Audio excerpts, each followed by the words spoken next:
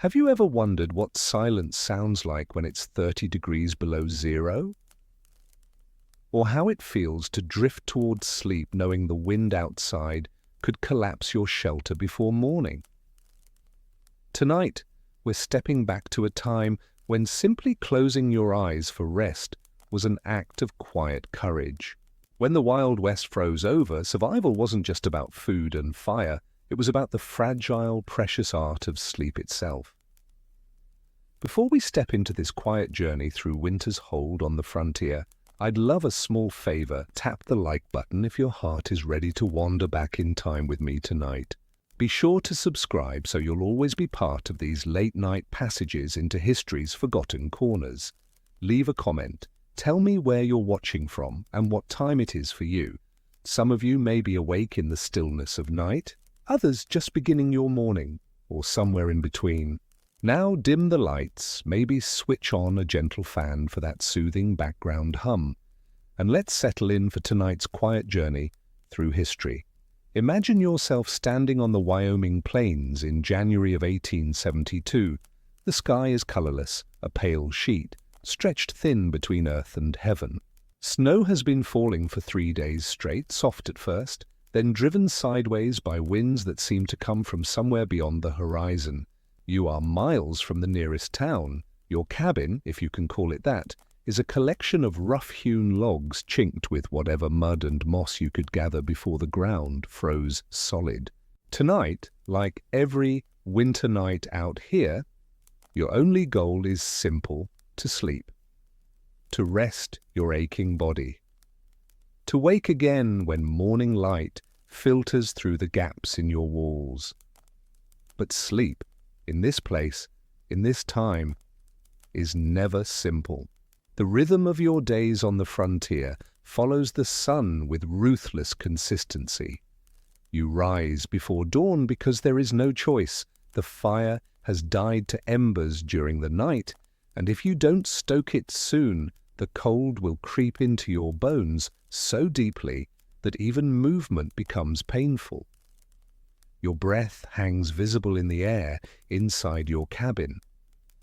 The single room you call home has frosted over on the inside of the walls, delicate patterns of ice climbing the rough wood like winter's own decoration. Your boots are where you left them near the hearth, stiff with cold despite your best efforts. You have to warm them before your feet will fit inside. The leather has gone rigid overnight, frozen solid, and you know from experience that forcing your feet into frozen boots invites frostbite.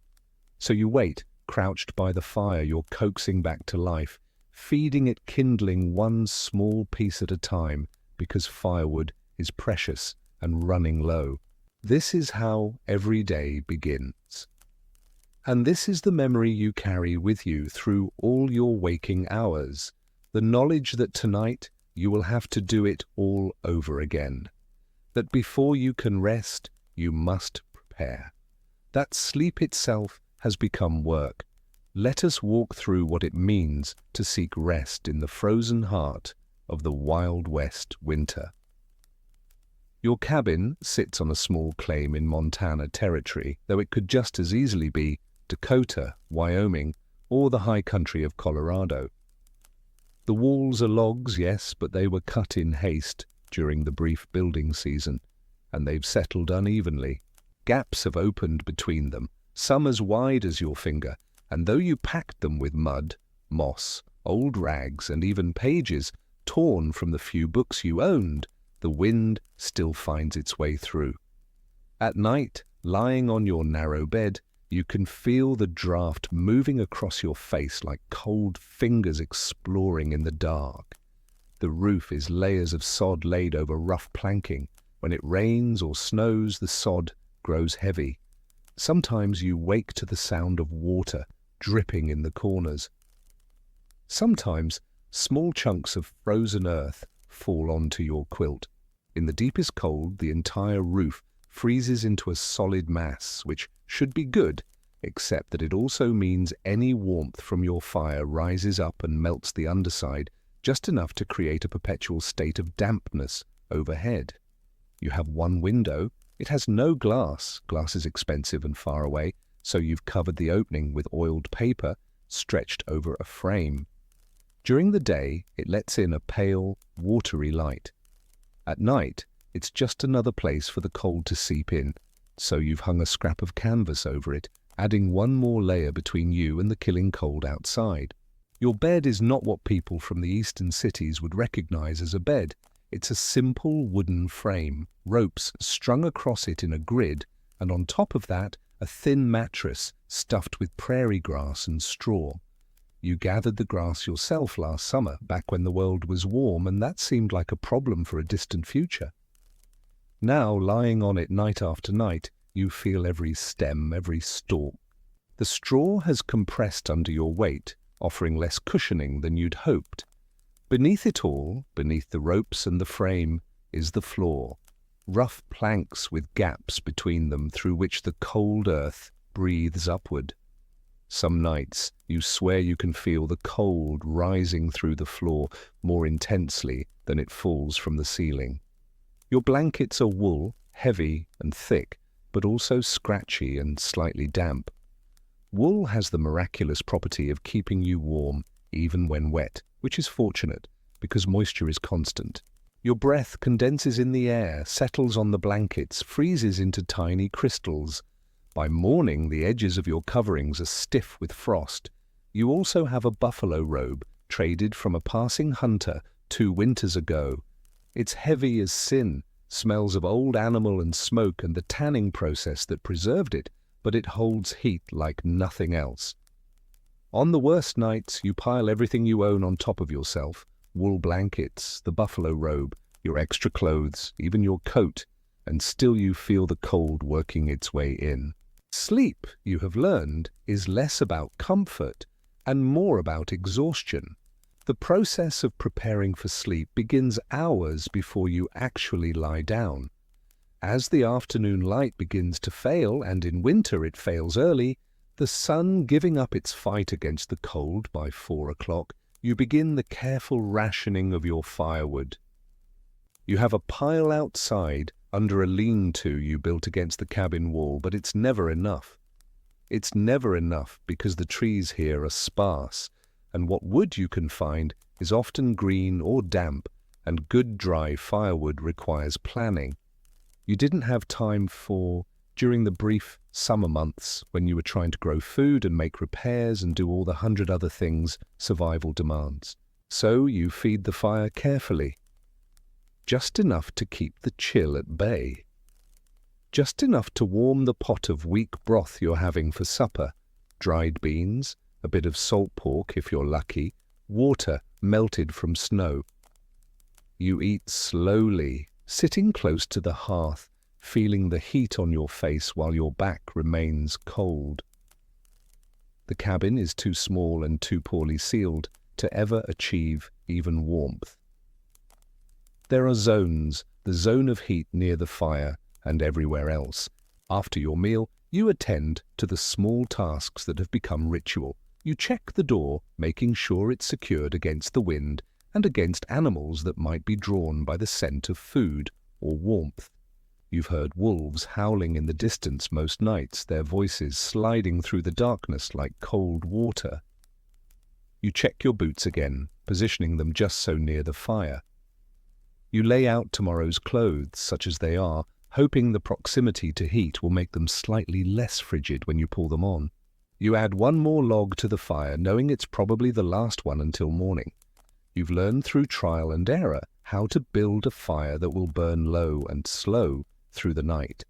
Banking the coals, they call it, covering them with ash to slow their consumption while keeping them alive. It's an art. Sometimes you get it right and you wake to embers you can coax back to flame. Sometimes you get it wrong and you wake to cold ashes and the much harder task of starting fresh. And then finally, there is nothing left to do but sleep. You approach your bed and already you can feel how cold it will be. The blankets have been sitting in the ambient temperature of the cabin all day, which means they're cold. Not frozen solid, but cold enough that sliding between them is a shock to your body. Some settlers have learned to heat stones in the fire wrap them in cloth, and place them in the bed to warm it before lying down. You've tried this. The stones work for about an hour. Then they're just heavy, cooling rocks taking up space under your blankets. Still, sometimes you do it anyway, because that first hour of warmth is worth the awkwardness later. You do not undress for bed. The idea of removing your clothes in this cold is absurd. You sleep in your wool shirt, your long underwear, your thick socks. Sometimes you even keep your trousers on. On the coldest nights, you've slept with your coat spread over you as an additional blanket, and your hat pulled down over your ears. Modesty and comfort are luxuries for people who have heat to spare. You lie down, and the cold of the mattress seeps through your clothes immediately. You pull the blankets up, pile them high, and then you do what everyone does. You curl into yourself. You pull your knees up toward your chest. You tuck your hands under your arms or between your thighs. You try to make yourself as small as possible to conserve heat. Your breath frosts in the air above your face, and you pull the blankets up higher until just your nose and eyes are exposed. This is the position you'll maintain, more or less, for the next 8 or 10 hours. The sounds of night on the winter frontier are particular. The wind is constant, a low moan that rises and falls but never quite stops. It finds every gap in your walls, every weakness in your structure, and it whistles through in tones that range from soft whisper to sharp shriek. The cabin itself makes sounds, the wood contracting in the cold, sharp cracks and groans that startle you even though you've heard them 100 times. Sometimes snow slides off the roof with a soft whoomp that makes you wonder if the whole structure is collapsing. And then there are the animal sounds. The wolves, yes, but also coyotes closer than you'd like. The occasional eerie scream of a mountain lion, rare but unmistakable. The skittering of mice in your walls, seeking the same warmth you are. You've made peace with the mice. They're just trying to survive too. Sleep does not come easily. Your body is tired, exhausted really, from the endless labor of frontier life, but your mind resists. There's a low-level anxiety that accompanies every winter night, a awareness that you are vulnerable. The fire could go out, the temperature could drop even further, a storm could blow in, trapping you inside for days.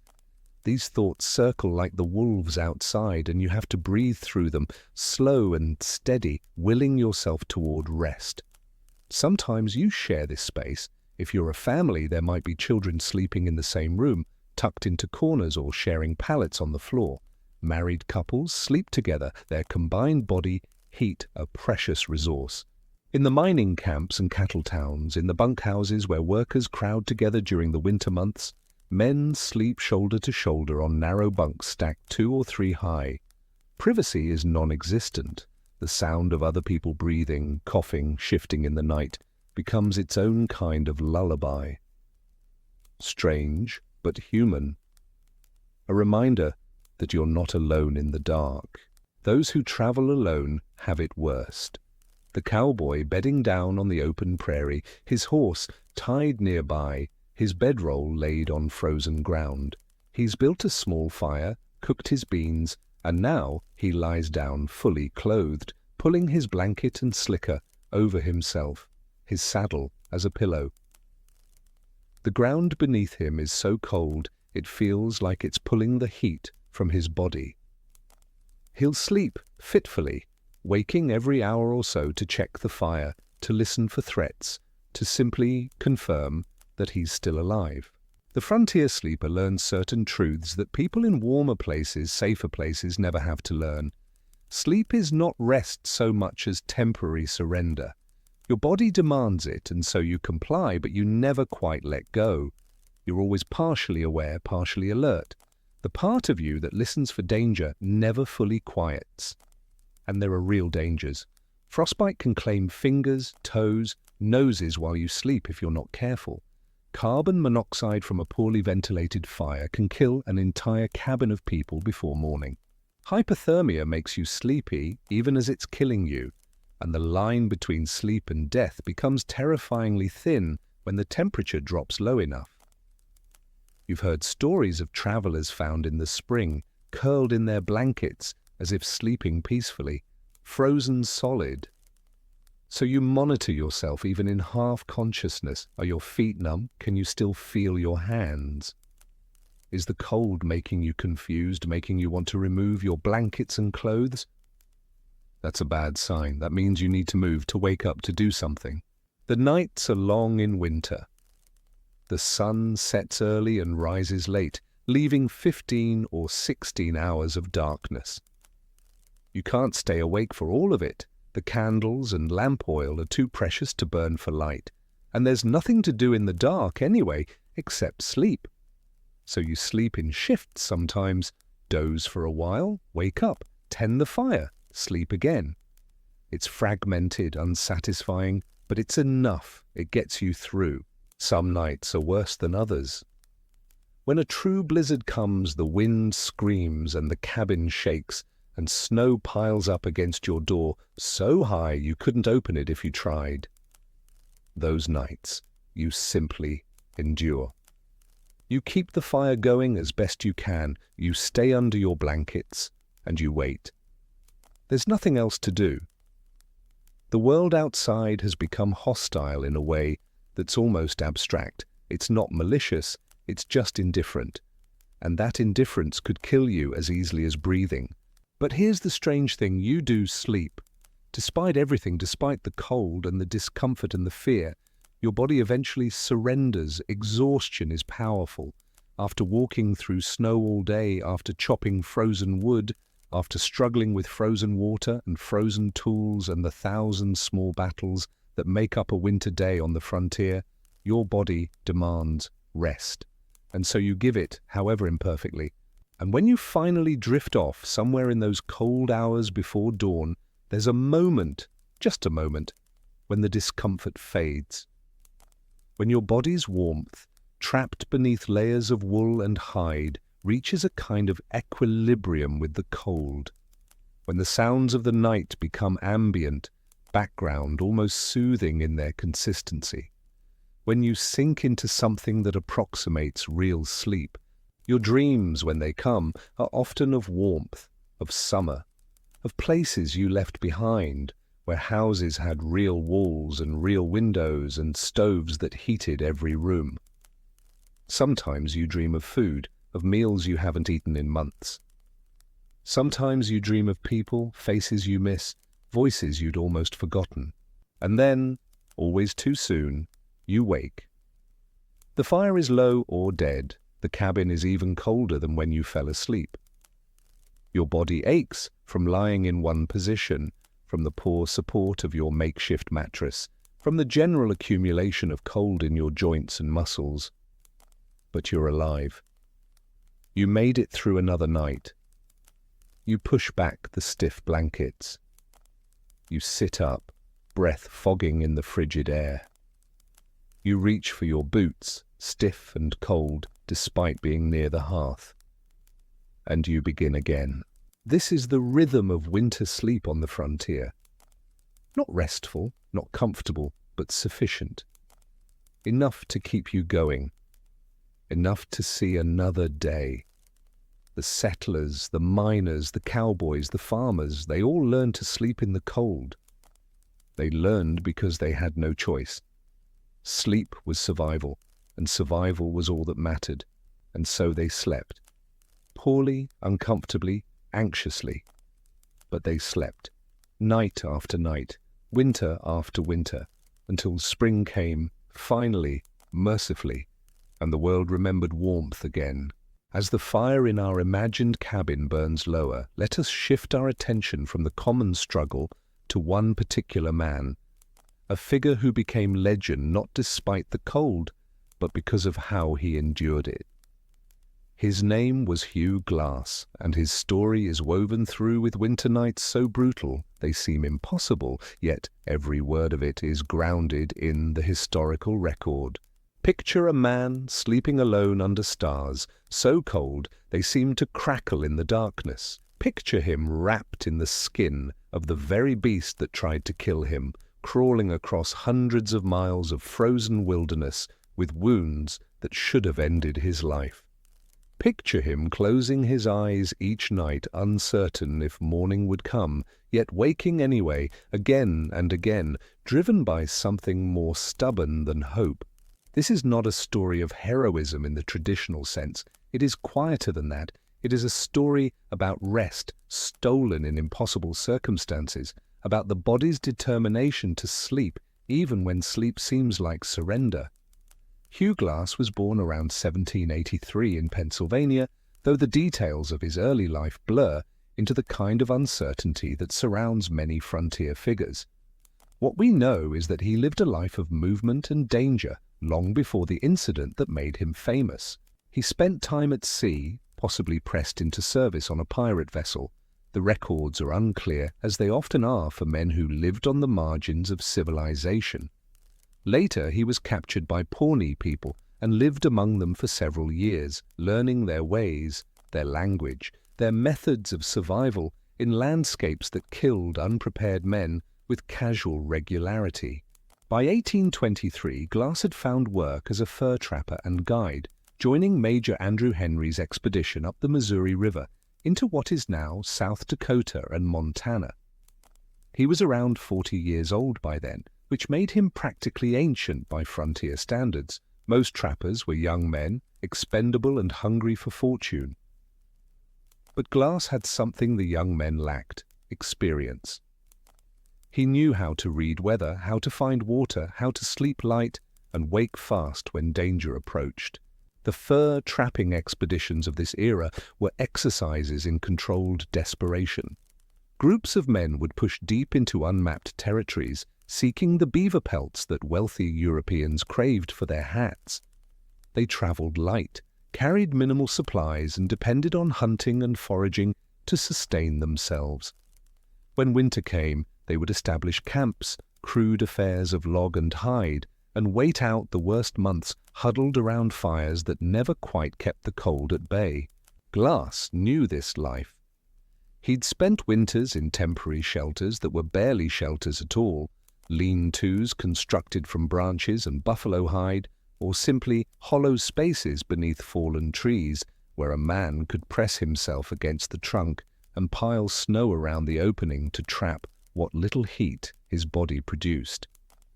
He'd slept beside campfires that he had to feed throughout the night, waking every hour or two to add wood, because letting the fire die meant potentially not waking at all. His sleeping arrangements during these expeditions were utilitarian in the extreme. A buffalo robe, if he was lucky, spread on the ground. A blanket, wool or hide, depending on what he'd managed to trade for or carry. His rifle always within reach, because wolves and bears and hostile bands were all possibilities in the night. Sometimes he'd dig a shallow depression in the earth for his body, the depression offering a few inches of protection from wind. Sometimes he'd sleep against his horse for warmth, the animal's body heat more reliable than any fire.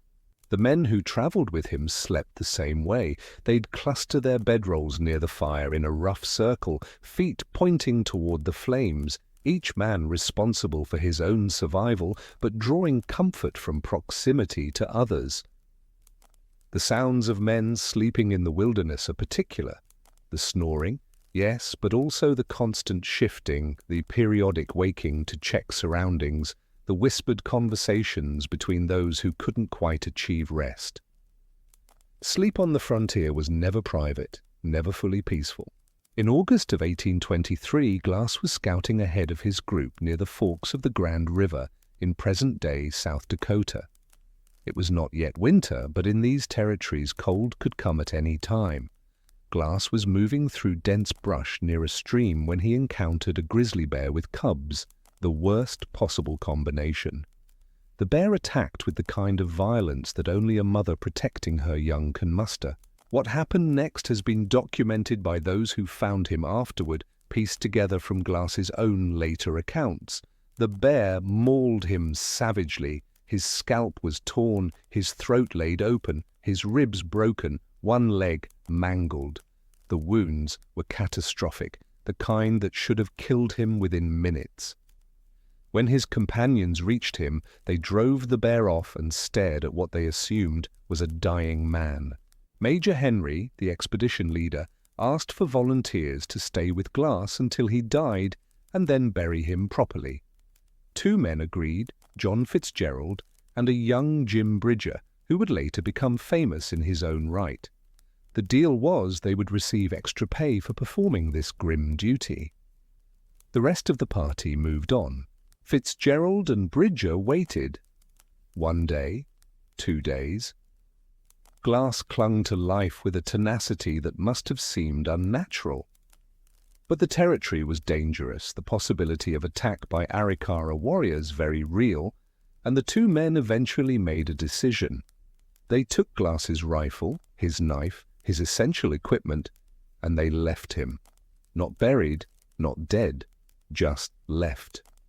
When Glass finally regained enough consciousness to understand his situation, he was alone in wilderness, unarmed, unable to walk, with wounds that wept and bled, and would almost certainly become infected, and it was getting cold. This is where his story becomes a story about sleep. Glass could not walk, so he crawled. The nearest fort, Fort Kiowa, was over 200 miles away. He began dragging himself south, following the Cheyenne River. His progress was measured in yards per day at first. The pain must have been extraordinary, but pain eventually becomes just another condition of existence when it's constant enough. But every night he had to sleep. Think about this carefully. Imagine your body broken, your flesh torn open, your bones grinding against each other with every movement. Now imagine finding a place to rest for the night, knowing you have no weapon, no fire, no shelter, knowing that wolves follow the scent of blood and that your blood is everywhere, on your clothes, in your wounds, marking your trail across the prairie. Glass would drag himself to whatever cover he could find. Sometimes it was a cluster of bushes. Sometimes a depression in the land where he'd be slightly less visible. Sometimes nothing at all, just his spot where exhaustion overtook him and he simply stopped moving. He had no blanket. His clothes were whatever he'd been wearing when abandoned, now torn and fouled. So he did what the truly desperate do. He used what was available. He found the carcass of the grizzly bear that had attacked him. His companions had killed it, and he cut away portions of its hide.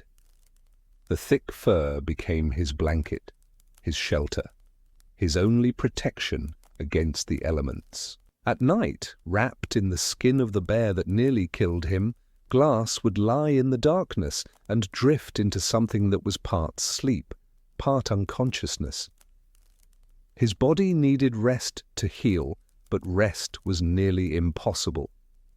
The cold was one problem, the pain was another.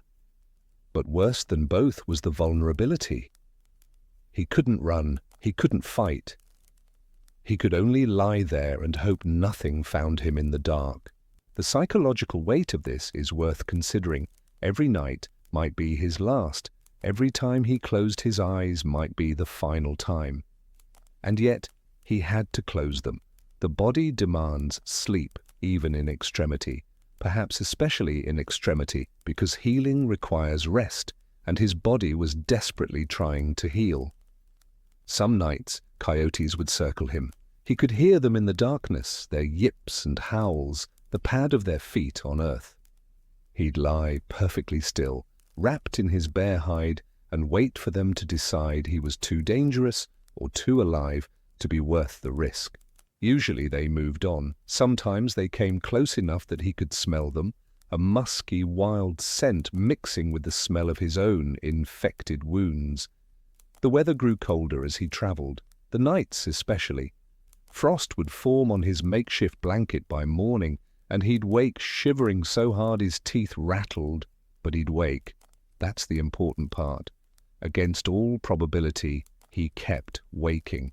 He survived on whatever he could find or catch. Wild berries, roots dug from the earth with his bare hands.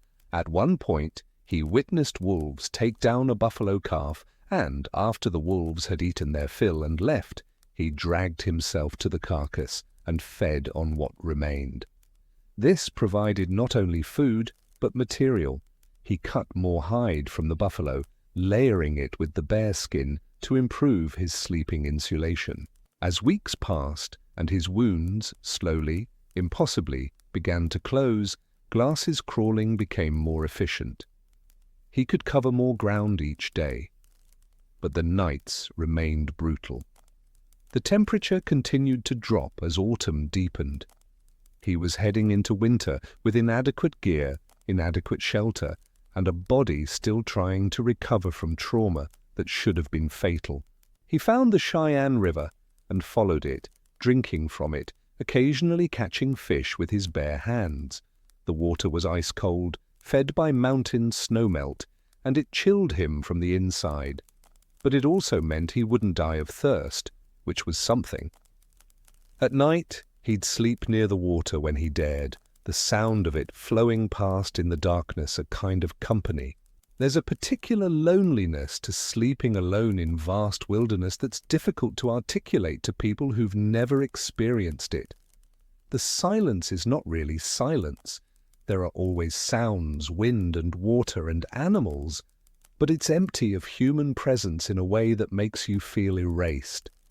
Glass would lie under his hides and stare up at stars so numerous and bright they seemed unreal, and he was the only human being who could see them in that moment, in that place. The only consciousness in all that emptiness. Some historians believe he talked to himself during this time, holding conversations in the darkness to maintain sanity. Others think he prayed, though Glass was not known to be particularly religious. More likely, he simply endured. Humans have a remarkable capacity for endurance when the alternative is death. As his strength returned, Glass was able to build small fires. This changed everything. Fire meant warmth, yes, but it also meant protection. Animals avoid fire. The psychological comfort of light in darkness cannot be overstated. He'd gather whatever dry wood he could find, use flint and steel, tools he'd fashioned or found along the way, and create small blazes that he'd nurse through the night. Sleep came easier with fire. Not easy, never easy, but easier. He also began to encounter other travelers, friendly native people who gave him food and basic supplies. A French trading party who offered him a ride downriver on their keelboat. His journey became less a desperate crawl and more a determined trek. But the nights remained cold, and sleep remained something to be achieved rather than something that simply happened. By the time Glass reached Fort Kiowa in early October, he'd been traveling for 6 weeks. The fort's inhabitants were astonished to see him. They'd heard about the trapper left for dead by his companions, and here he was, walking, barely but walking, into their compound. His wounds had closed into angry scars. His body was emaciated, but he was alive. He slept in a real bed that night, in a room with walls and a roof, under actual blankets, with a fire in a proper fireplace. And according to accounts, he slept for nearly 24 hours straight, his body finally given permission to fully rest, to release the vigilance that had kept him alive through all those frozen nights alone. But Glass's story didn't end there. He was not content to simply survive. He wanted to confront the men who'd abandoned him. So after recovering at Fort Kiowa through the winter, sleeping in relative warmth and safety, eating regular meals, healing in ways he couldn't while crawling across the wilderness, he set out again in the spring. He traveled to Fort Henry, then to Fort Atkinson, tracking down Fitzgerald and Bridger. When he found Bridger, he chose mercy. The boy had been young and likely coerced by the older Fitzgerald. But he never found Fitzgerald to exact whatever revenge he'd imagined, and eventually Glass let it go. He returned to the life he knew, trapping, guiding, surviving. Glass continued working the frontier for another decade. He survived other close calls, other harsh winters, other nights, sleeping rough in impossible conditions. In 1833 he was killed along with 2 companions in an attack by Arikara warriors near the Yellowstone River. He was around 50 years old. He'd outlasted most men who lived his kind of life by 20 years. But it's that winter of 1823, that impossible crawl, that defines him in history. Not because of the violence he survived, but because of the quiet persistence he demonstrated, night after night, choosing to rest despite having every reason to give up. Closing his eyes, wrapped in bear hide under cold stars, alone and broken, and yet waking to drag himself a little farther. Sleep, for Hugh Glass, was not comfort. It was not peace. It was simply the body's refusal to quit. And in that refusal, there's something almost beautiful, something that speaks to the frontier experience in its purest form. The determination to rest, to wake, to continue no matter what the night brings. In our warm beds, safe from predators and weather, it's almost impossible to comprehend what Glass endured.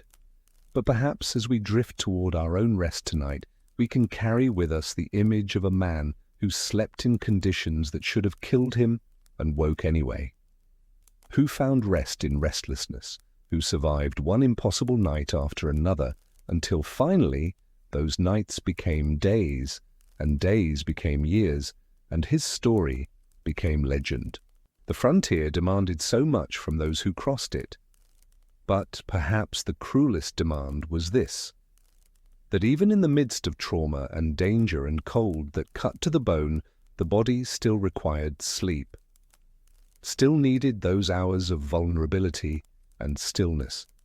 And somehow, against everything, people like Hugh Glass found ways to give their bodies that rest, brief, broken, insufficient, but enough. Always, barely enough. As we drift further into the winter night, let us turn from the known toward the edges of mystery.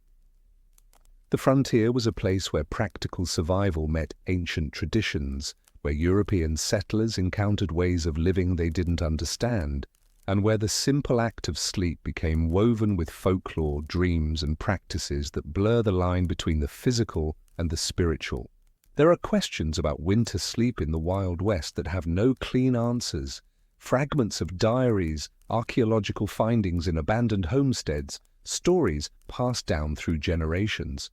All of these hint at a sleep culture that was far stranger and more complex than simple exhaustion and cold blankets might suggest.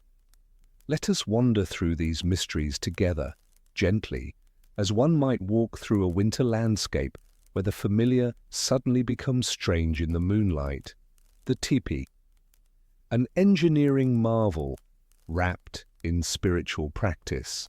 The Plains tribes, Lakota, Cheyenne, Arapaho, and others, had been surviving winters in this landscape for thousands of years before European settlers arrived. They possessed knowledge that the newcomers desperately needed but often failed to fully learn, and much of that knowledge centered around the teepee, a structure so ingeniously designed for winter survival that it remains somewhat mysterious even today. A properly constructed teepee is not simply a tent, it's a carefully engineered environment that works with fire, wind, and temperature in ways that seem almost magical until you understand the physics involved. The conical shape sheds snow and wind with remarkable efficiency, preventing accumulation that could collapse the structure. The adjustable smoke flaps at the top create a Venturi effect, drawing smoke up and out while pulling fresh air in from the bottom. The liner, a second layer of hide, suspended inside, creates an insulating air pocket and directs cold drafts down and out beneath the edges. The construction itself was a feat of knowledge passed down through generations. The poles were cut at specific times of year from specific trees, treated in ways that made them both flexible and strong. The hides were tanned using methods that left them breathable yet weather-resistant. The whole structure could be assembled or dismantled in under an hour by a skilled family, Yet when properly erected, it could withstand winds that would flatten a settler's cabin. But here's where it becomes mysterious. Native peoples would sleep in these teepees through winter nights that regularly dropped below zero, and by many accounts, they slept well, better than the settlers in their log cabins. How? Archaeological work on historical teepee sites has revealed some answers. The positioning of the sleeping areas was precise, never directly beneath the smoke hole where cold air would fall, but along the back curve where the liner created the warmest pocket. Families would sleep on raised platforms of willow branches covered with buffalo robes, lifting them off the frozen ground. The fire in the center, carefully tended through the night, created a surprisingly even heat distribution that the conical shape amplified. The layering of sleeping materials followed principles that modern sleeping bag designers would recognize. Buffalo robes provided insulation that trapped air while wicking away moisture. The willow platforms allowed air circulation underneath, preventing the deadly cold that came from direct contact with frozen earth. Some accounts speak of 4 or 5 layers of hides and furs arranged in a specific order that maximized warmth while minimizing weight. But there's more to it than engineering. The anthropological record speaks of sleep rituals, of the songs sung before bedding down, of the careful orientation of beds according to cardinal directions. These weren't superstitions, or perhaps they were, but they were superstitions that encoded real survival knowledge. Sleeping with your head to the west, away from where the coldest winds came from, wasn't just tradition, it was practical. The evening routine itself was a carefully choreographed affair. As darkness fell, the fire would be built up and stones would be heated. These stones would be placed around the sleeping area, radiating warmth through the night. Children would be bundled first, placed in the warmest spots. Adults would arrange themselves around the perimeter, their bodies creating an additional windbreak for the young and elderly. And then there are the dream practices. Many plains cultures placed enormous spiritual significance on winter dreams. The long nights were seen as a time when the barrier between the physical and spirit worlds grew thin. People would prepare themselves for significant dreams by fasting, by prayer, by sleeping with sacred objects, medicine bundles, specific stones, feathers, placed beneath their heads or nearby. Young men would sometimes separate themselves from the main camp, sleeping alone in smaller structures or even out on the prairie, seeking vision dreams that would guide their lives. This practice was particularly common in winter, when the harshness of the environment was believed to strip away the superficial and reveal deeper truths. The question that haunts researchers is this: were these dreams purely spiritual experiences, or were they also affected by the physical conditions of winter sleep? The smoke from fires burned throughout the night, the reduced oxygen in sealed winter teepees, the mild hypoxia from sleeping at altitude in mountain winter camps, the nutritional deficiencies that set in as winter stores dwindled. All of these could produce altered states of consciousness, vivid dreams, even mild hallucinations. There are accounts in missionary journals and trader diaries of native people describing winter dreams of extraordinary vividness, dreams where they spoke with animals, traveled great distances, received prophecies. The Europeans often dismissed these as primitive superstition, but modern sleep researchers reading these same accounts recognize descriptions that sound very much like lucid dreaming, sleep paralysis, and hypnagogic hallucinations. What if the winter sleep culture of the Plains tribes had, over generations, learned to work with the altered consciousness that harsh winter conditions naturally produced?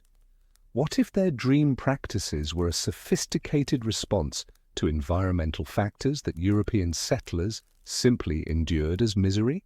The dreams were not just individual experiences, they were communal knowledge. A powerful dream would be shared with the tribe, interpreted by elders, sometimes acted upon.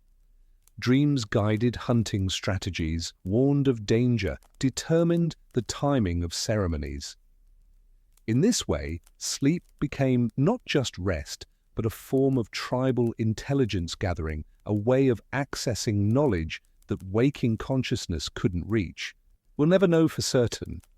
The knowledge was oral, passed through generations, and much of it was lost in the violence and disruption of colonization.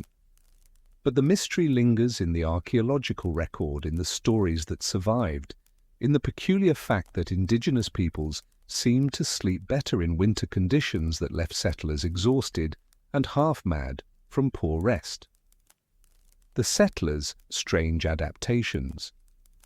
Now let us turn to the settlers themselves and the odd practices that emerged as they tried to survive winters they were utterly unprepared for.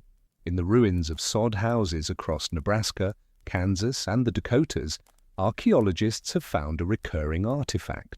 Smooth river stones, often in groups of 4 to 6, positioned near where beds would have been.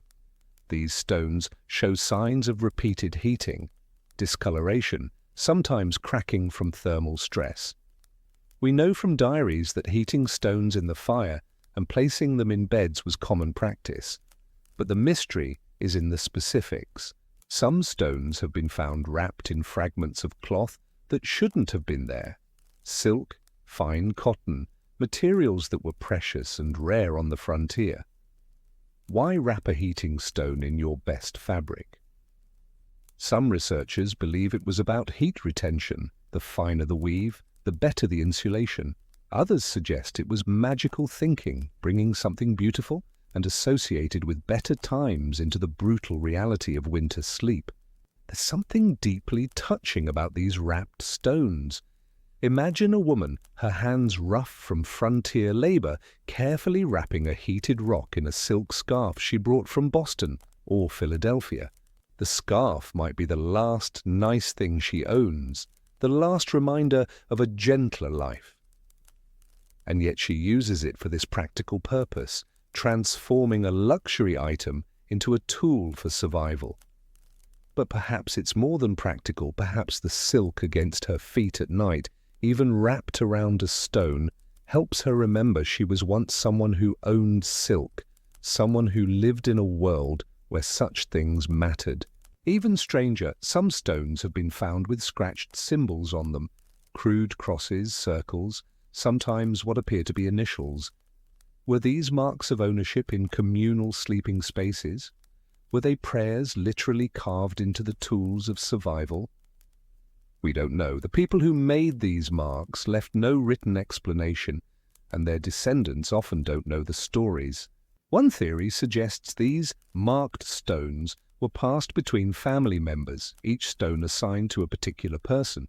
In the darkness of a sod house, where you couldn't see what you were grabbing, the scratches would help you identify your stone by touch. But why the religious symbols? Why the elaborate patterns sometimes found? There's a ritualistic quality to these carvings that suggests they meant something beyond mere identification. There are also accounts found in journals, letters sent back east, of settlers burying themselves in straw for warmth, not just using straw mattresses, but actually burrowing into piles of straw, like animals hibernating. This practice appears most commonly in areas where settlers had arrived too late to properly construct shelters before winter hit, or where early storms destroyed the inadequate structures they'd managed to build. One woman's diary from Kansas, dated 1869, describes her family spending 2 weeks, living as the mice do, in a massive pile of prairie hay they'd gathered, with just a small opening for air and a carefully managed tiny fire. She writes of the strange dreams they all had, of how time seemed to become confused, of waking and not knowing if it was day or night. She writes of her children giggling in the darkness, treating it as an adventure, even as she was terrified they'd suffocate or burn. Her entries during those 2 weeks have a dreamlike quality themselves. She describes conversations she's not sure really happened. She writes about hearing music that couldn't have been there.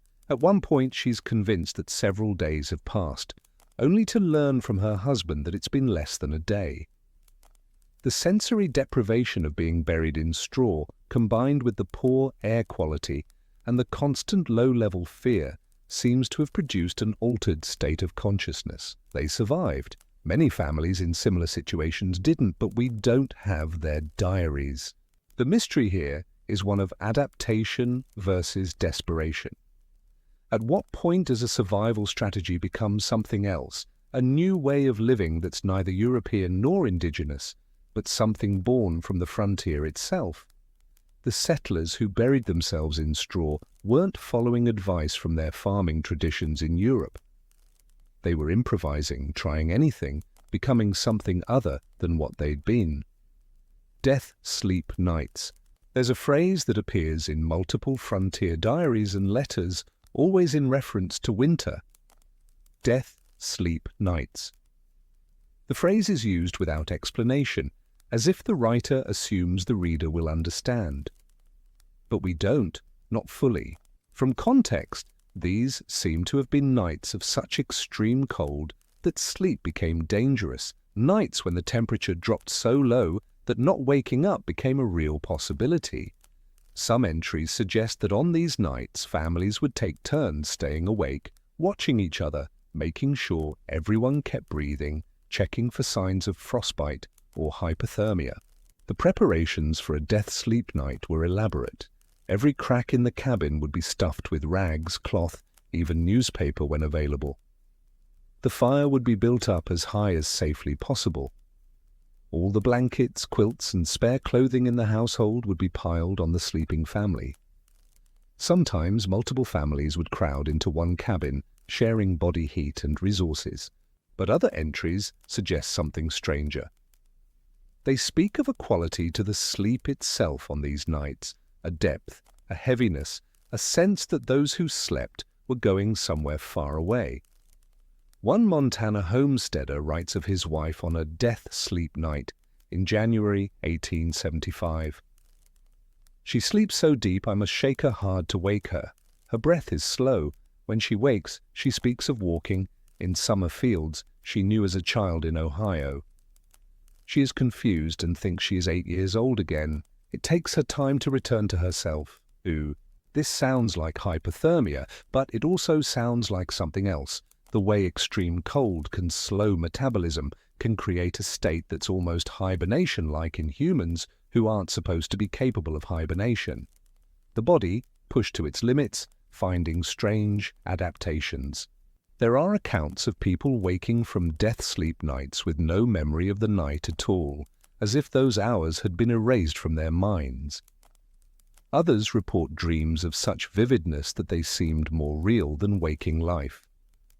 Some speak of having experienced an entire lifetime in a single night, living through years of imagined experiences while their bodies lay frozen under piles of blankets. Medical journals from frontier doctors occasionally note cases of people who appeared dead from cold but were revived after hours of warming.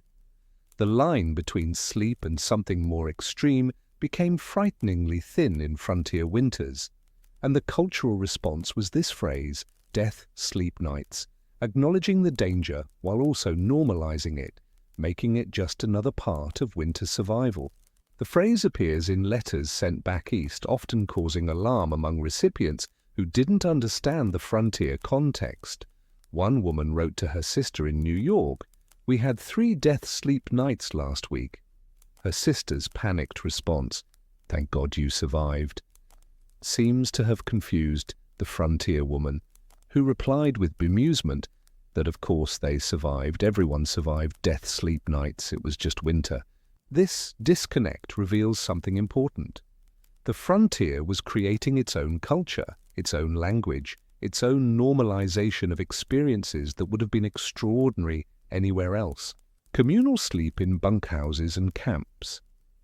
Then there are the communal sleeping practices that emerged in mining camps, cattle towns, and railroad construction sites. These weren't traditional communities, they were thrown-together collections of strangers, often men with no ties to each other beyond shared labor.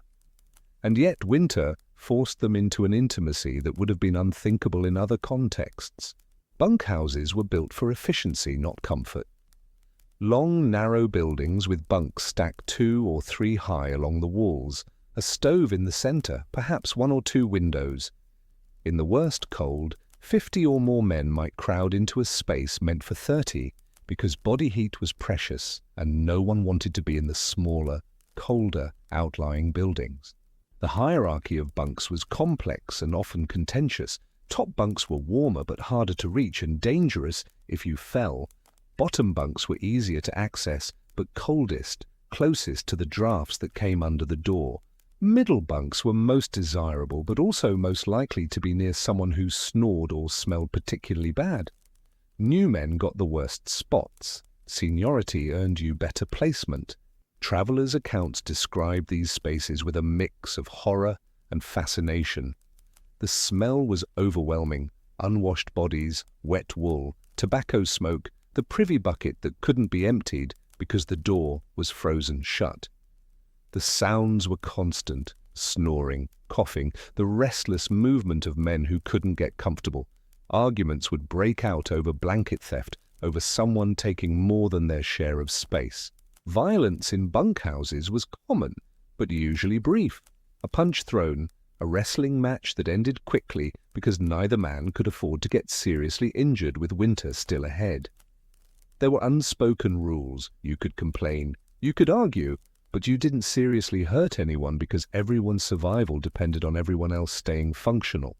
But something strange also happened in these spaces. A culture of sleep-watching emerged. Men would unconsciously synchronize their sleep patterns with their bunkmates.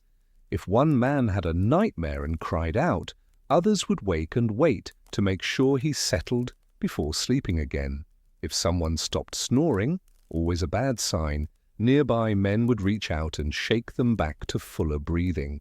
There are accounts of men sleeping in shifts by agreement, some staying awake to tend the fire while others slept, then switching. But more interesting are the accounts of this happening without agreement, without discussion, the group unconsciously organizing itself for mutual survival. One railroad worker in Wyoming wrote about waking in the night and realizing that men were awake and keeping watch in a pattern, even though no one had discussed it. "It was as if we were one creature," he wrote, "one animal with many eyes, and some of those eyes were always open." Anthropologists call this communal vigilance, and it's seen in other high-stress survival situations. But it's particularly well documented in frontier winter camps. The mystery is how much of this was conscious cooperation, and how much was something more primal, humans reverting to an ancient way of sleeping that we mostly lost when we moved into individual shelters. Our distant ancestors didn't sleep alone in private bedrooms. They slept in groups around fires with predators in the darkness beyond. The frontier, in its way, recreated those conditions. And perhaps something very old in human sleep behavior reasserted itself. The bonds formed in these communal sleeping spaces were complex. Men who would never have associated with each other in normal life, different classes, different nationalities, different temperaments, became intimately connected through the shared vulnerability of sleep. You knew who snored, who had nightmares, who talked in their sleep, who wept quietly when they thought no one could hear. Some of these bonds lasted beyond winter. Men who shared a bunkhouse through a hard winter would seek each other out in later years, would trust each other in business dealings, would stand up for each other in disputes. The intimacy of winter sleep created relationships that transcended the usual social boundaries. The phenomenon of shared dreams. The winter dreams themselves deserve attention. Multiple sources, diaries, letters, even a few newspaper accounts, speak of people experiencing extraordinarily vivid dreams during frontier winters. Dreams so real that people woke confused about what was memory and what was imagined.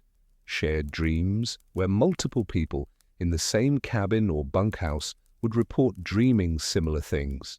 A school teacher in Wyoming wrote in 1878 about a night when she and her 2 boarding students all dreamed of a woman in white walking across the snow. They compared their dreams in the morning and were disturbed to find the details matched. The woman's hair, her direction of travel, even the song she was humming.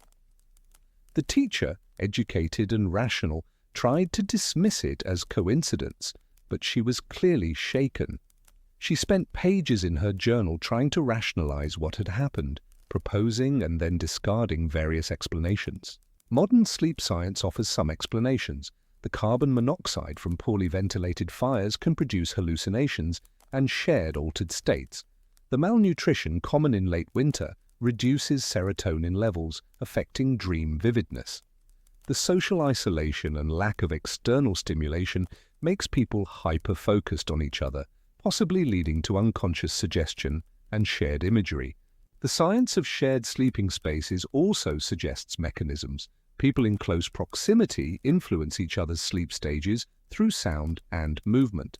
If one person enters REM sleep and begins to move or make sounds, nearby sleepers may be triggered into REM sleep as well. If everyone is entering REM sleep at similar times, and if they've spent all day together with limited external input, it's not impossible that their dreams might have overlapping content.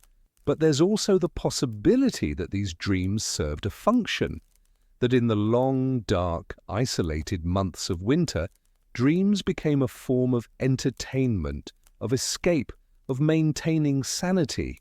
People would discuss their dreams in detail, building on each other's narratives, creating a shared imaginative life that made the harsh physical reality more bearable. Some frontier communities developed traditions around winter dream telling. In the morning, over breakfast, people would share what they'd dreamed. The best dreams, the strangest, the most vivid, the most comforting, would be retold and elaborated.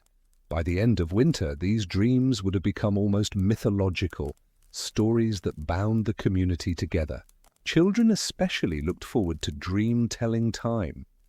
In a world where entertainment was scarce, where books were rare and expensive, where the same few stories had been told over and over, fresh dreams were a source of new narrative. Children would sometimes embellish their dreams, adding details to make them more interesting, and adults would go along with it, understanding that the truth of the dream mattered less than its ability to carry them through another day. This wasn't unique to the frontier. Many cultures have dream-sharing traditions, but there's something particular about how it manifested in the Wild West winter camps. The dreams took on qualities of the landscape, vast, empty, strange. People dreamed of walking through endless snow under impossible stars, of meeting wolves that spoke, of finding summer hidden in caves beneath the ice. There was a quality of longing in these shared dreams that's palpable even in the brief accounts that survive. People dreamed of warmth, of abundance, of home. But they also dreamed of beauty, of wonder, of the landscape itself transformed into something magical. The prairie that was harsh and deadly in waking life became, in dreams, a place of mystery and possibility. Were these just dreams? Or were they a psychological adaptation, a way of surviving not just physically, but mentally through months of hardship? The mind creating beauty and mystery to balance the ugly reality of cold and hunger and fear. Archaeological mysteries. Archaeological sites continue to offer mysteries. In the remains of a Montana homestead from the 1870s, researchers found a sleeping alcove built into the cabin wall that shouldn't exist. It's too small for an adult, too carefully constructed to be an afterthought.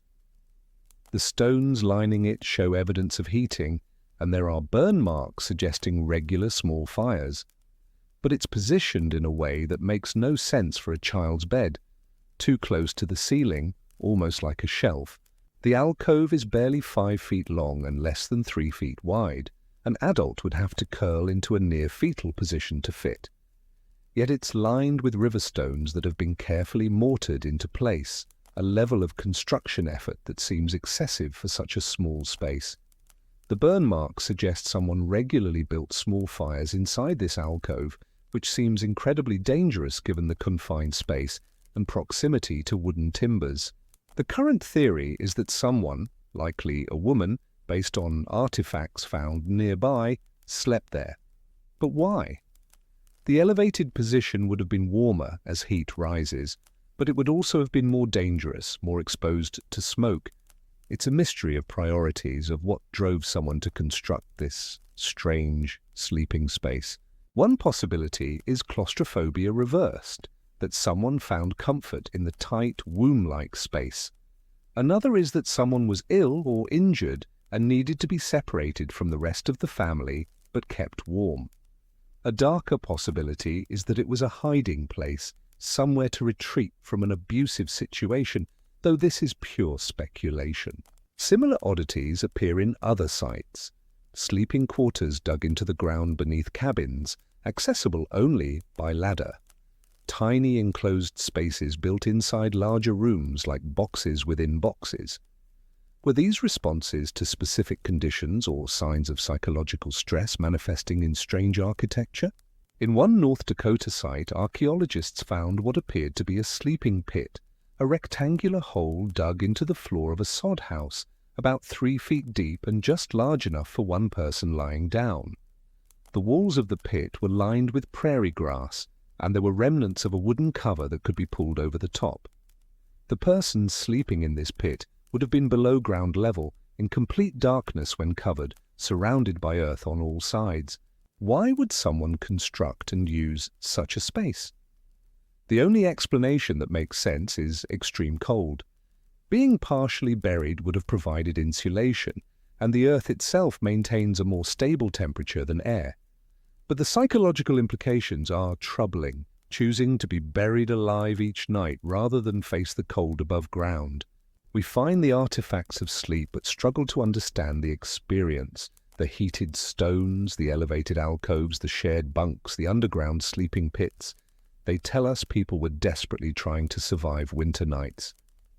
But the exact texture of that experience, the way it felt to be inside those moments, remains just out of reach.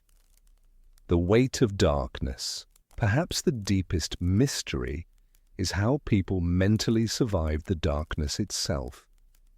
Modern humans, accustomed to electric light, can barely imagine what true winter darkness meant on the frontier.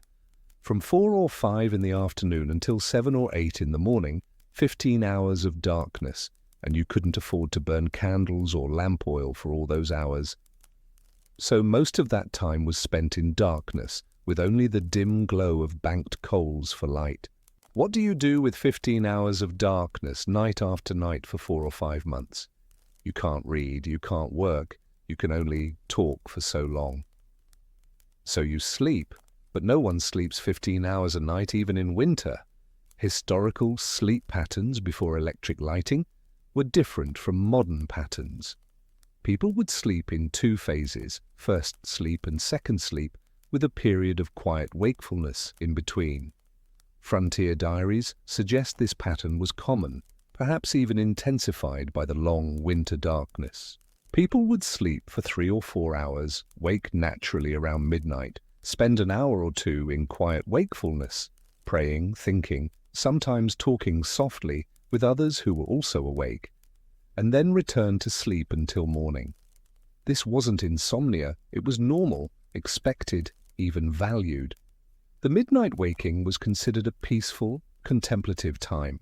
This biphasic sleep pattern appears across cultures and throughout history, but it was particularly pronounced on the frontier. The long darkness made it almost inevitable. You would fall asleep shortly after dark, exhausted from the day's labor, but 4 hours later you'd wake and there would still be 8 or 9 hours until dawn. Some people used this wakeful time for productive purposes. Women would do quiet handwork by feel, knitting, mending, their fingers so familiar with the work that they needed no light. Men would whittle, creating small wooden objects entirely by touch. Others would pray, reciting memorized prayers and hymns through the silent hours. But what were they thinking about during those wakeful hours in darkness? What does the human mind do with so much empty time? We can only guess from the few accounts that mention it. Some speak of planning for spring, running through mental lists of tasks. Others describe a meditative state, close to sleep but aware. Some write of prayer, of feeling close to God or spirits in the darkness. and some write of fear, of the oppressive weight of darkness, of feeling the cold and the night pressing in, of counting hours until dawn, fighting panic at how slowly time moved. There are accounts of people losing their minds in winter darkness. A Kansas settler wrote of a neighbor who began screaming in the night, convinced that the darkness was a living thing trying to suffocate him. A Wyoming diary mentions a woman who stopped speaking entirely for 3 months, only resuming normal conversation when spring arrived. The isolation and darkness and cold combined into something that broke people in ways that physical hardship alone couldn't. The mystery is how this shaped the people who experienced it. How did months of long darkness affect their minds, their dreams, their very sense of self? We know that seasonal affective disorder was surely common, though they had no name for it. We know from the elevated suicide rates in frontier winters that not everyone survived psychologically. But most people did survive. They endured the darkness, the cold, the terrible sleep, and they came out the other side when spring finally arrived. And then they did it again the next year and the year after that. Something in the human spirit is resilient enough to face this and not break. Or perhaps it did break people, but they learned to function while broken, to find small moments of rest and peace, even in circumstances that should have been unbearable. Spring awakening, and the cycle continues. When spring finally came, the change was dramatic. Diaries speak of people weeping with relief at the first warm day, of children running outside and refusing to come back in, of adults standing in sunshine with their faces turned upward like flowers, soaking in the light they'd been deprived of for so long. The sleep patterns would gradually normalize as the days lengthened. The shared dreams would fade. The intense bonds formed in winter bunkhouses would relax, though never completely disappear. People would move out of their cramped winter quarters, airing out blankets, dismantling the elaborate insulation systems they'd constructed. And then summer would come and go, and autumn would arrive, and the first cold nights would remind everyone that winter was approaching again. And they would begin the preparations once more, knowing what was coming, knowing what it would cost them. Yet they stayed, they endured, they adapted.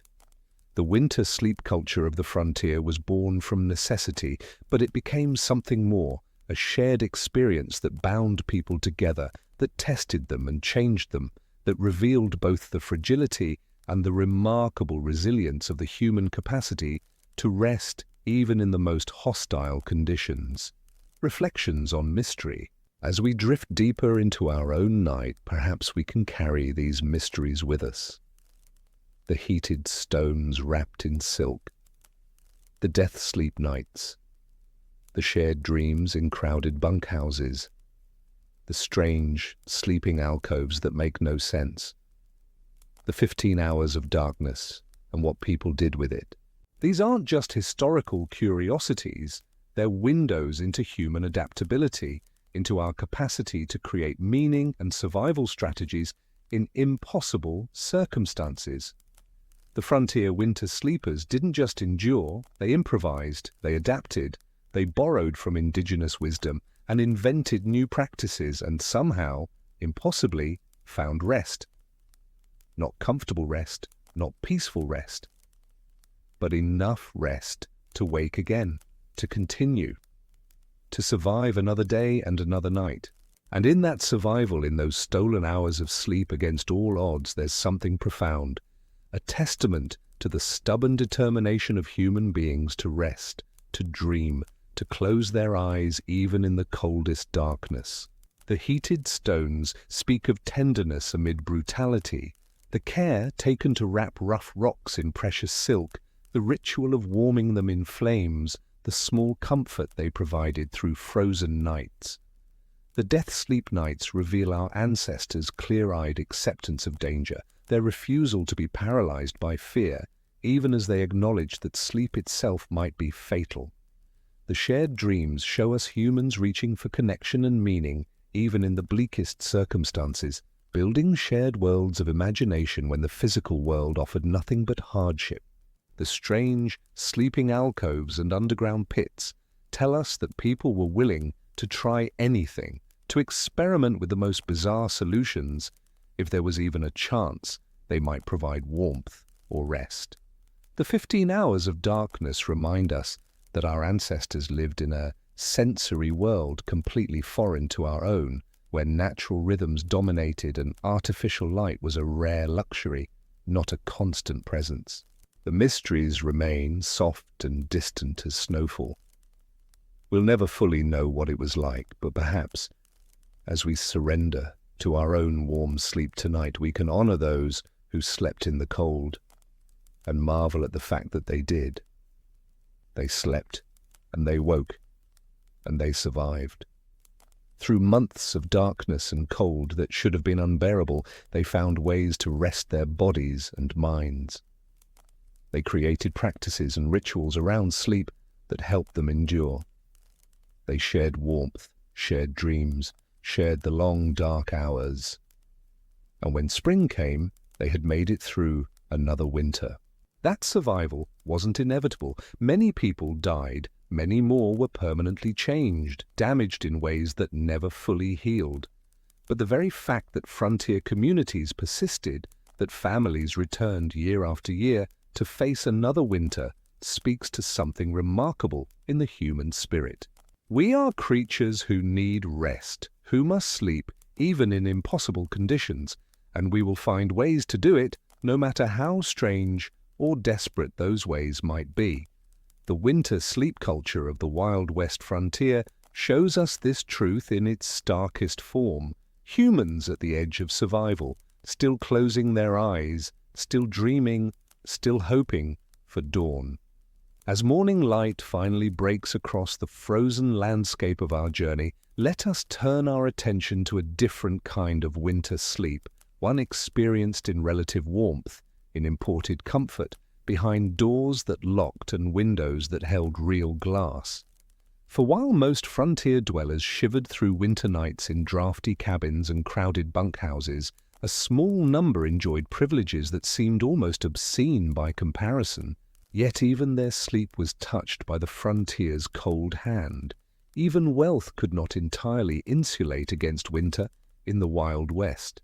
And in the contrast between their experience and that of the common sleeper, we find the full shape of frontier life, its inequalities, its fragilities, its strange moments where privilege dissolved and everyone became equally human against the cold.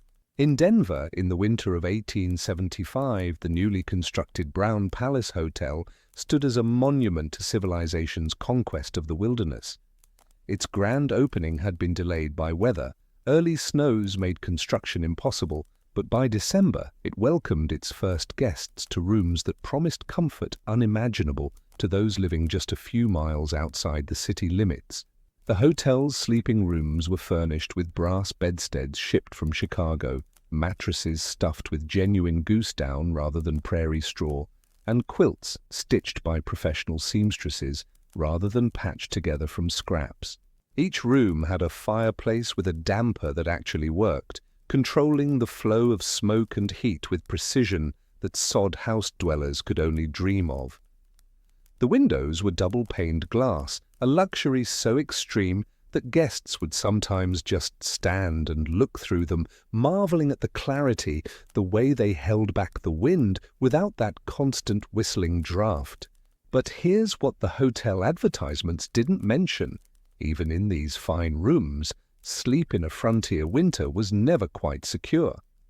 The fireplaces, for all their superiority, still required wood, and wood supplies could be interrupted by storms. The staff responsible for maintaining fires in guest rooms worked around the clock, but on the coldest nights they couldn't keep up. Guests would wake to find their breath fogging in the air, their water pitchers frozen solid, frost forming on the inside of those expensive windows. One guest, a railroad investor from Boston, wrote in his diary about waking at 3 a.m. to find his room cold as a tomb, the fire having died while he slept. He rang for service, another luxury, having someone to ring for. But the night staff was overwhelmed. Every room needed attention simultaneously. He waited an hour, wrapped in all the blankets from his bed and his overcoat besides, before a weary boy arrived with wood and coal to restart his fire. "I thought of the miners I'd seen that afternoon," he wrote, "sleeping in their crude shelters up in the mountains, and felt both ashamed of my complaints and grateful that I was not among them. Strange that we should all be in the same territory, yet living such different winters." This awareness, this peculiar consciousness of the divide, runs through many accounts of elite frontier sleep. The wealthy couldn't help but know what conditions were like beyond their comfortable walls. They saw it every day. Their servants came from those draughty cabins. Their coachmen slept in stables barely warmer than the outdoors. The gap between their sleep and the sleep of the common frontier dweller was visible, tangible, impossible to ignore. In Deadwood, during the gold rush years, a different kind of elite emerged, men who'd struck rich, suddenly and spectacularly, and who spent their newfound wealth in ways that revealed both imagination and desperation. One such man was Samuel Granger, who made his fortune in a claim he'd bought for nearly nothing from a discouraged prospector. Within 6 months, he'd built himself a house that locals called Granger's Folly, a 2-story structure with real wooden floors, plastered walls, and a bedroom on the 2nd floor with a cast-iron stove imported all the way from St. Louis. His bed was legendary. He'd commissioned it from a furniture maker in San Francisco and had it shipped in pieces up the Missouri River, then overland by wagon at extraordinary expense. It was mahogany with posts that reached nearly to the ceiling and a canopy of velvet curtains that could be drawn closed to create a warm, dark space within a space. The mattress was horsehair over springs, actual springs, not rope webbing, and he had sheets of Egyptian cotton and blankets of merino wool. By frontier standards, this bed was a palace. Men who saw it spoke of it in awed tones. To sleep in such luxury, in such warmth, in the middle of Deadwood winter, it seemed like something from a fairy tale. But Granger himself, in a letter to his sister back in Philadelphia, described his sleep as troubled. "The silence here is different than home," he wrote. "It is not peaceful silence, it is waiting silence. I lie in my fine bed and hear the wind and know it is trying to get in. The house creaks and settles. I think of the men sleeping rough in the gulches and feel strange about my comfort. Not guilty exactly, but strange, as if I am play-acting at civilization while the real world waits just outside." He also mentioned something else, that despite his warm room and fine bed, he often woke in the night and couldn't return to sleep. He'd light a lamp and read, or simply lie there thinking. The comfort, he suggested, was almost too much. His body didn't trust it. Some part of him remained alert, waiting for the cold to return, for the luxury to be revealed as temporary. This restlessness appears in other accounts from frontier elite. A kind of psychological inability to fully relax, even when physical conditions were favorable. As if sleeping too comfortably felt dangerous, like letting your guard down in enemy territory. The truly wealthy, the railroad barons, the big ranch owners, the territorial governors, often maintained 2 residences. They'd have their fine houses in growing cities like Denver, San Francisco, or even back east, but they'd also have frontier properties where business required their presence. And winter travel between these properties became its own peculiar ordeal, one where wealth provided options but not immunity. A woman named Caroline Mason, wife of a cattle baron who owned vast ranges in Wyoming, kept detailed journals of her winter travels between their Denver home and their ranch headquarters. The contrast between her sleeping arrangements night to night is almost comical in its extremity. In Denver, she slept in a 4-poster bed with a feather mattress, in a room heated by a modern coal furnace that piped warmth through metal registers.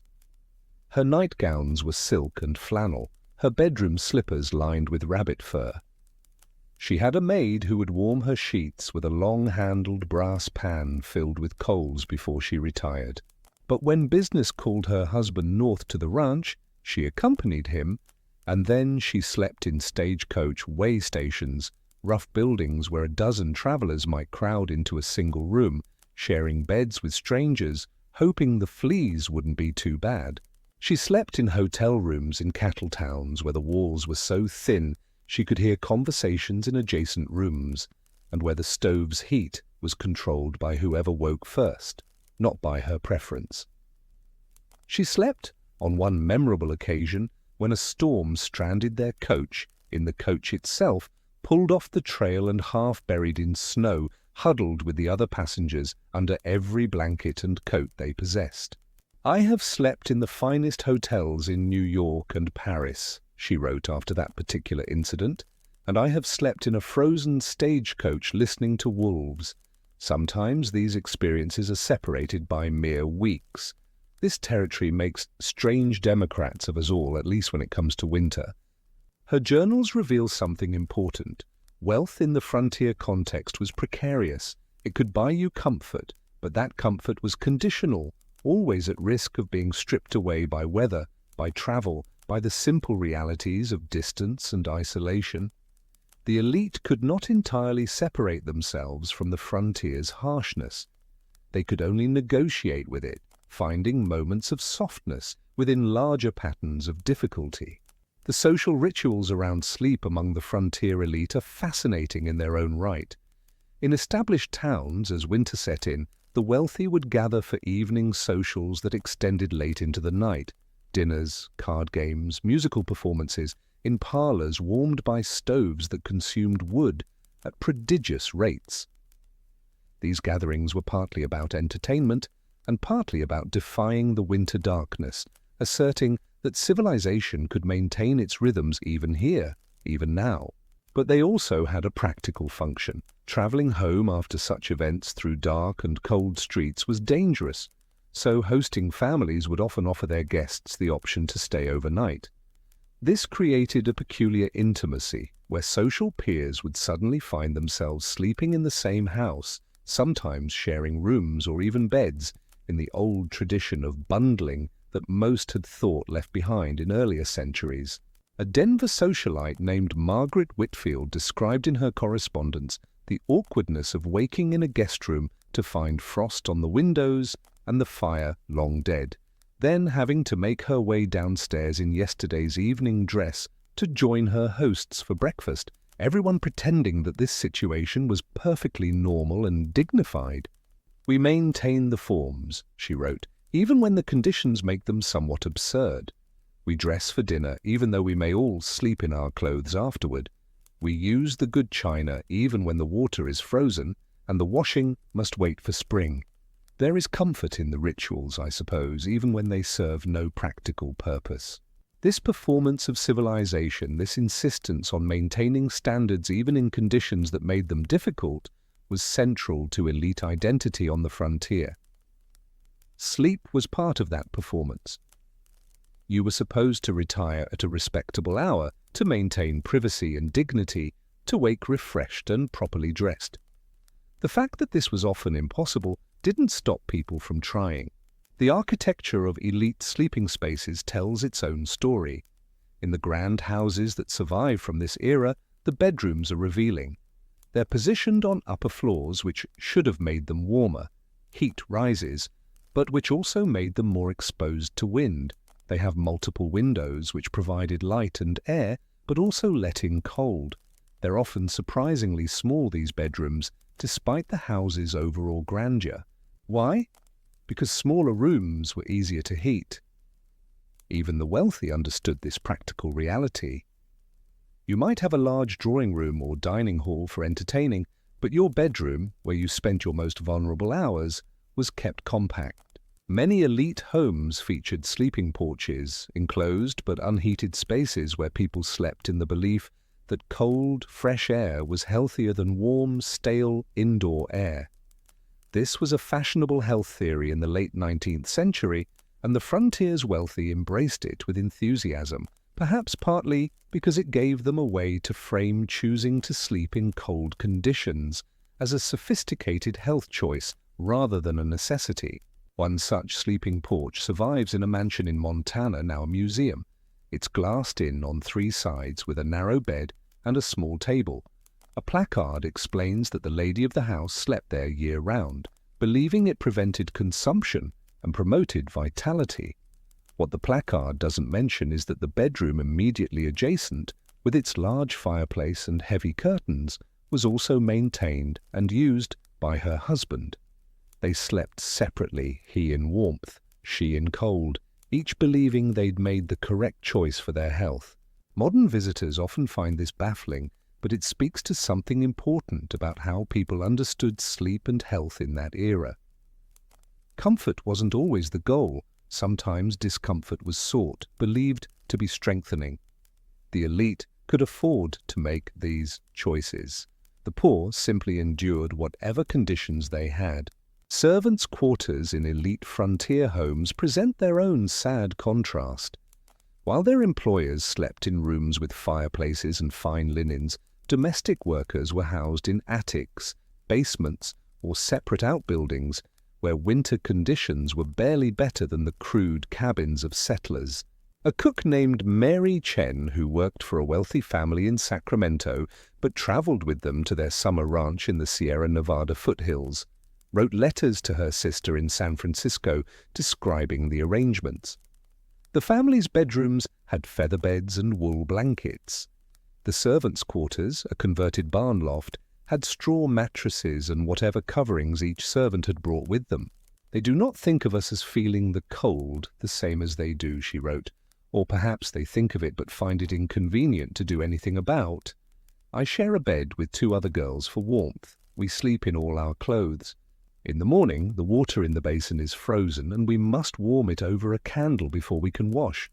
Then we go downstairs and serve them breakfast in the warm dining room, and they complain if the food is not hot enough. This matter-of-fact description of inequality runs through many servants' accounts. There's rarely anger in these writings, or if there is, it's muted, careful. More common is a kind of weary acceptance. This is how things are. The wealthy sleep warm, the poor sleep cold, and everyone knows it. But occasionally circumstances would create moments of forced equality. During severe blizzards, when keeping multiple fires going became impossible, households would sometimes consolidate, family and servants crowding into 1 or 2 rooms where a single large fire could be maintained. These emergency situations broke down social barriers in ways that were both necessary and deeply uncomfortable for everyone involved. A territorial judge's daughter described such a situation in her diary, a storm in 1882 that trapped their household for 5 days. "We all slept in the drawing room," she wrote, "our mattresses laid out on the floor around the great fireplace. Father and mother, my sisters and I, and also our cook, Mrs. Patterson, and our housemaid, Annie. The first night was strange beyond words. We did not know where to look or how to behave, but by the 3rd night we were simply human beings keeping each other alive, and the strangeness had worn away. I learned that Annie snores and that Mrs. Patterson prays aloud before sleeping, and these small intimacies would have been unthinkable before the storm. When the weather cleared and normal arrangements resumed, she noted that everyone seemed relieved to return to their proper places, yet something had shifted. I cannot see Annie now without remembering her lying beside us in the firelight. We are not the same as equals, but neither are we as separate as before. The children of the frontier elite had their own peculiar relationship with winter sleep. Many were sent east for education, spending winters in boarding schools where heating was better and conditions more predictable. But those who remained experienced a strange duality, comfort in their own homes mixed with awareness of the broader frontier reality. A boy named Thomas Everett, son of a mine owner in Colorado, wrote in a school composition about his winter nights. At home he had a bedroom to himself, a luxury most frontier children never knew. His father had installed a small stove in his room, and he had warm quilts and a feather pillow. But he also wrote about lying awake listening to the wind, thinking about the miners who worked his father's claims, knowing they slept in crude barracks up in the mountains. "I feel guilty for my warmth," he wrote with the directness of childhood, "but guilty enough to give it up. Does this make me a bad person? I do not know. Father says we have earned our comfort through hard work and risk, but I did not work or risk. I was simply born to it." This consciousness, this awareness of unearned privilege, threads through accounts from frontier elite children. They were raised to understand that their comfort was not universal, not guaranteed, not entirely deserved. And this shaped their sleep, adding a layer of psychological complexity to what should have been simple rest. As the frontier era progressed into the 1880s and 1890s, the gap between elite and common sleep experiences began to widen in some ways and narrow in others. Towns grew more established, infrastructure improved, hotels became more numerous and more standardized. The wealthy could increasingly insulate themselves from frontier hardships, but winter remained winter. The cold still came, storms still trapped people, and geography still enforced a kind of democracy. When you were caught on the trail between towns, your bank account couldn't summon shelter that didn't exist. There's a particular account that captures this beautifully. In 1888, a wealthy businessman named Robert Chandler was traveling from Cheyenne to Denver by private rail car, the ultimate frontier luxury, a fully appointed car with sleeping berths, a small stove, carpeting, and curtained windows. But a massive blizzard, later called the schoolchildren's blizzard, stranded his car on the tracks. The stove's coal ran out, the food supplies were limited, and for 3 days, Chandler and his companions, including his wife and their personal secretary, experienced what thousands of ordinary frontier people experienced all the time. His wife's diary from those days is striking. She describes the cold seeping in as the car's warmth dissipated, the way they huddled together under their fine blankets that were suddenly insufficient, the fear that the storm might never end, and then, after they were finally rescued, her strange reluctance to return to normal life. "I understand now," she wrote, "what it means to truly need warmth and shelter. Before this, comfort was just my natural state. Now I know it as something specific, something precious. I sleep differently now. I notice my bed's warmth. I'm grateful for the weight of blankets. Perhaps this is a gift from the storm, though a harsh teacher it was. The elite of the Wild West frontier never fully escaped winter's reach. They could build better walls, buy finer blankets, hire servants to tend their fires. But the cold remained. The isolation remained, the darkness remained, and sleep, for all of them, rich and poor alike, remained a fragile thing, a daily negotiation with forces that didn't care about wealth or status. In this, perhaps, there's a kind of equality after all. Not in comfort, the differences there were real and profound, but in vulnerability. Everyone who slept in the winter frontier was at some level defenseless. Everyone closed their eyes, not entirely certain of what morning would bring. Everyone listened to the wind and wondered if their shelter would hold. The wealthy had advantages, certainly, better odds of comfort and survival, but they didn't have certainty. No one did. And in that shared uncertainty, that common vulnerability, we find something almost tender, a reminder that some things level us all, that winter asks the same fundamental question of every sleeper: will you wake? Most did. Rich and poor, comfortable and suffering, they woke to another day. And in the simple fact of their waking, of their persistence through one more night, there's something worth honoring. The frontier asked much of those who settled it. But perhaps it asked most during the long winter nights, when all distinctions of wealth and status faded into the common human need for rest, for warmth, for the simple miracle of opening your eyes to morning light. And so we arrive, finally, at the end of our journey through the frozen nights of the Wild West. The fire in our imagined hearth has burned low. The darkness outside has perhaps softened toward dawn, or perhaps you've drifted through this entire story in the timeless space that exists between waking and sleep. Either way, it's time now to gather the threads of what we've seen and carry them gently toward rest. We began by asking what it meant to sleep when winter froze the frontier solid, when survival itself was uncertain and comfort was a luxury most could never afford.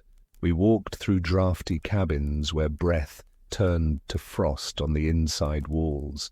We crawled with hue glass across impossible distances, sleeping in bear hide under merciless stars.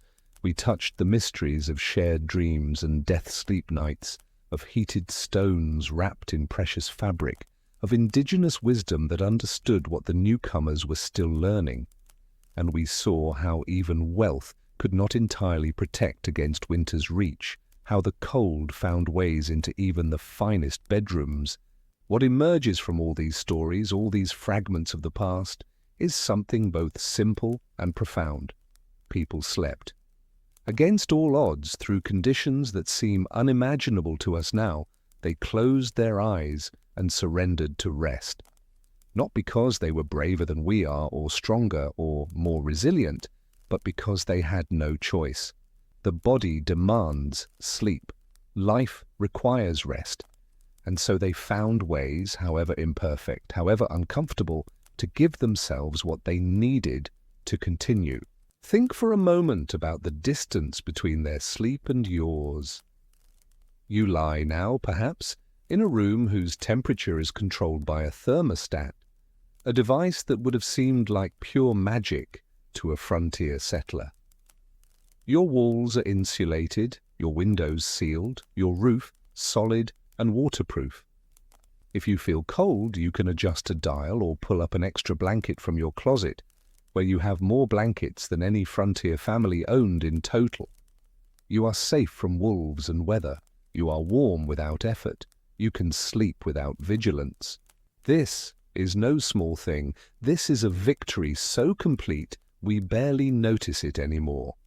But it was won by those who came before, who endured the cold nights, who learned through bitter experience what worked and what didn't, who built better shelters and passed that knowledge forward, generation by generation, until warmth became ordinary instead of miraculous. The frontier sleepers didn't know they were part of this progression. They were simply trying to survive winter after winter. But their persistence, their refusal to give up even when sleep became a test of endurance, that created the foundation for everything that came after. There's a particular quality to winter sleep that we've traced throughout this journey.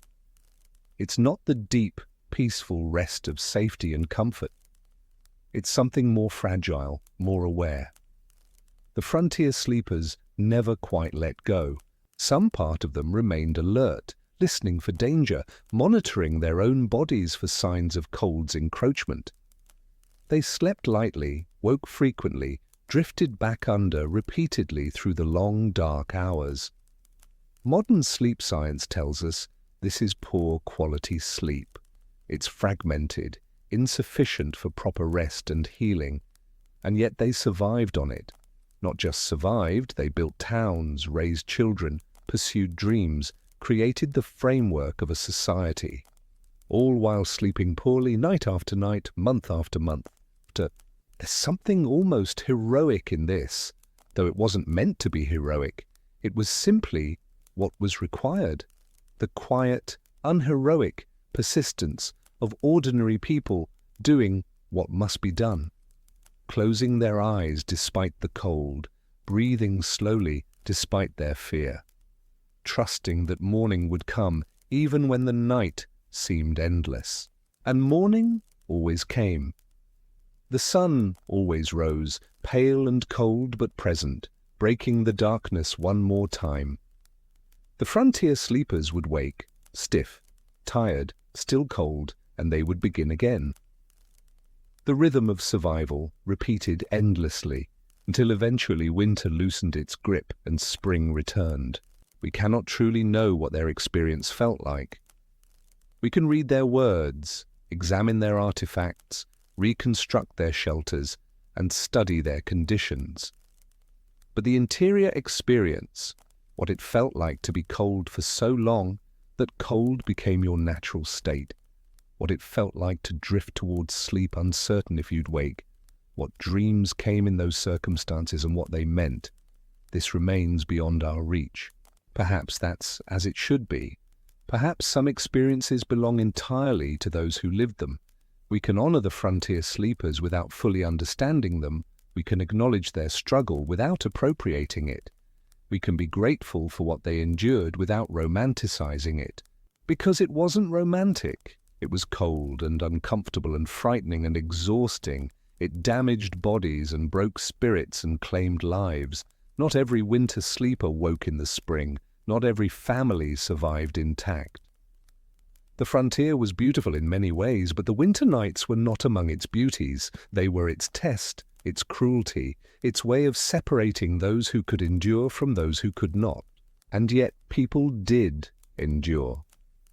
More than that, they found moments of warmth even in the cold, the comfort of another body sharing your blankets, the brief pleasure of heated stones wrapped in cloth, the satisfaction of banking a fire just right so it lasted through the night.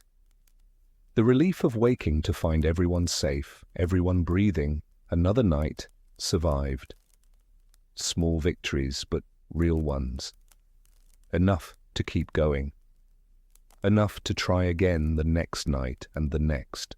As you drift now toward your own sleep, warm, safe, comfortable beyond the wildest dreams of any frontier settler, perhaps you can carry with you an awareness of this inheritance.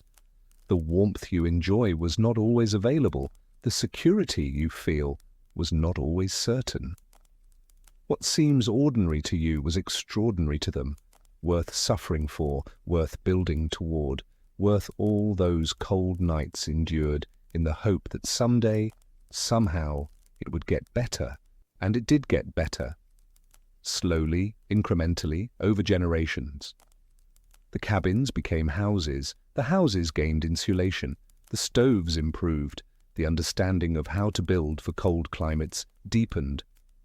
Knowledge accumulated was shared, was refined. Each winter taught its lessons, and those lessons were not forgotten. You are the beneficiary of all that learning, all that suffering, all those nights when people refused to surrender to the cold. Your comfortable bed, your warm room, your peaceful sleep, these were built on a foundation of thousands of uncomfortable nights endured by people whose names we'll never know.